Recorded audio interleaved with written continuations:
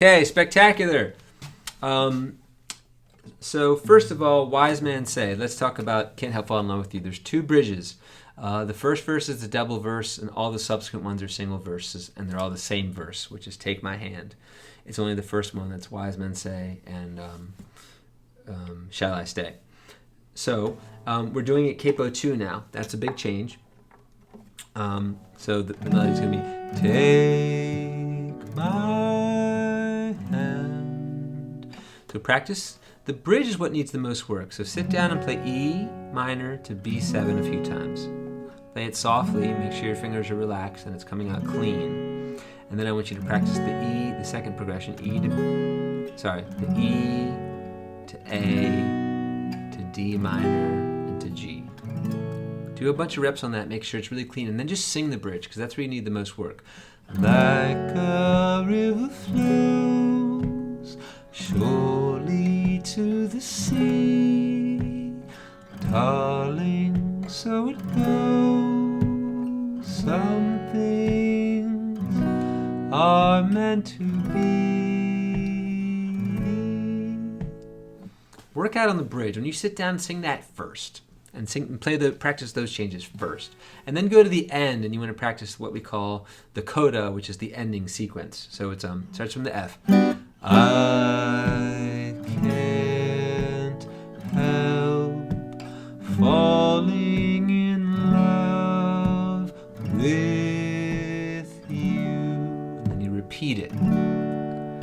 But I can't help falling in love with you. That's how the whole thing will end.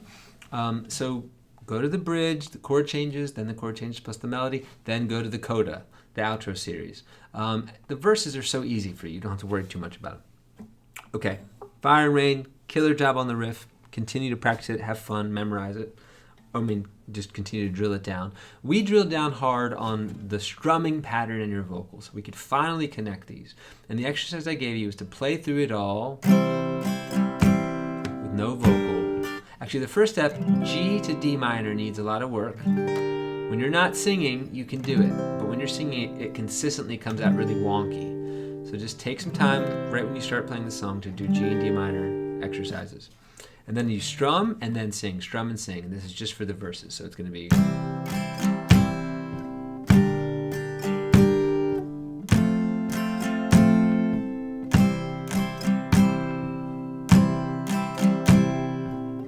Make sure you go to F here. Sometimes your F comes out a little suspect.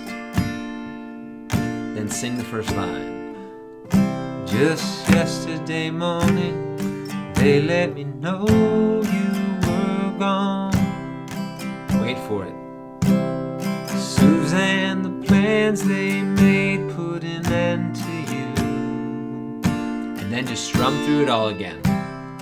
Make sure your chords are landing, they're clean, that your strum pattern's correct. The whole progression. And then sing the second verse. Whoops. Do that for the compound verse, but you also want to work on the second line of each verse. That's what you're struggling with more, G, D, F, F. And so that's Suzanne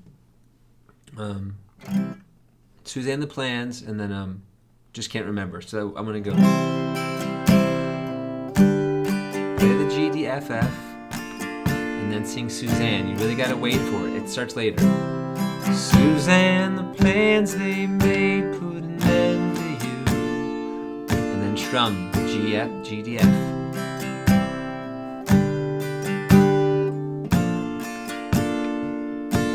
Just can't remember who to send it to. Just can't remember who to send it to. That makes sense to you. Now, when you're practicing the chorus, I want you to go through this process. Grab the C chord and just 5 down, 5 down, 5 down, 4 down. Don't obsess about that 4 if it's muted. I don't care. This is just for your right hand. Do it without looking when you can. Then just strum the changes. Stare right at your left hand. Make sure it's easy. There's no pauses. I don't care about the G. It's easy. Leave it out. No pauses, right? Then you pair them together.